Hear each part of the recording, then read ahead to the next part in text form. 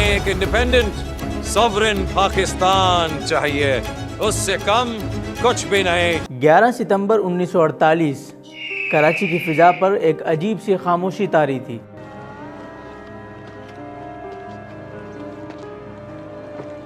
Ivan सदर के एक कमरे में वो शख्स जो बर्र सग़ीर के नक्शे को बदल गया था, अपनी ज़िंदगी की आखिरी सांसें गिन रहा था। कायदे आज़म मोहम्मद अली जिन्ना।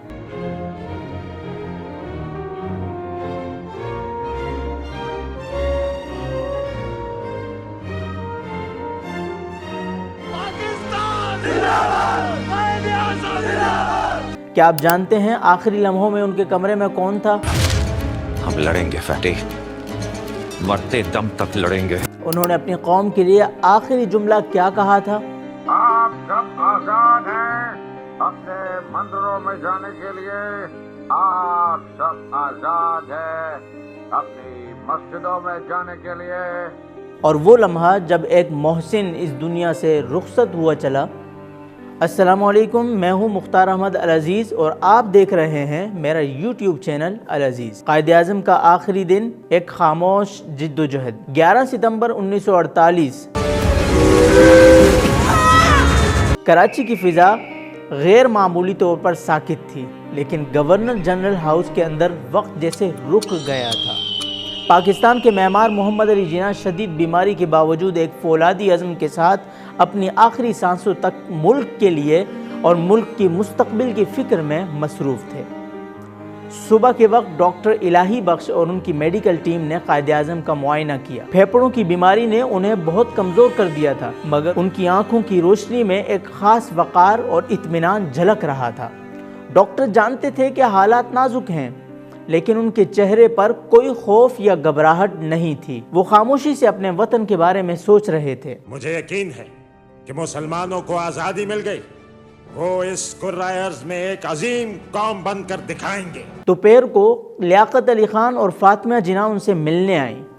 कमरा खामोश था। लियाकत अली खान ने आहिस्ता से कहा, कायद, पूरी कौम आपके लिए दुआएं कर रही है। कायदे आज़म ने हल्की मुस्कुराहट के साथ आंखें खोलीं और कमज़ोर आवाज़ में और लहजे में कहा, लियाकत, कौम को कह दो कि पाकिस्तान की हिफाजत करें। यह हमने कुर्बानियों से पाया है, उसे कमज़ोर ना होने दें। ये अल्फाज कमरे में गूंजते रहे, जैसे किसी वसीयत की गहराई दिलों पर नक्श हो रही हो। शाम ढलते ही कायद की तबीयत में मज़ीद ख़राबी वाक़ हो गई। डॉक्टरों ने फौरी तौर पर उन्हें हॉस्पिटल मुंतकिल करने का फ़ैसला किया।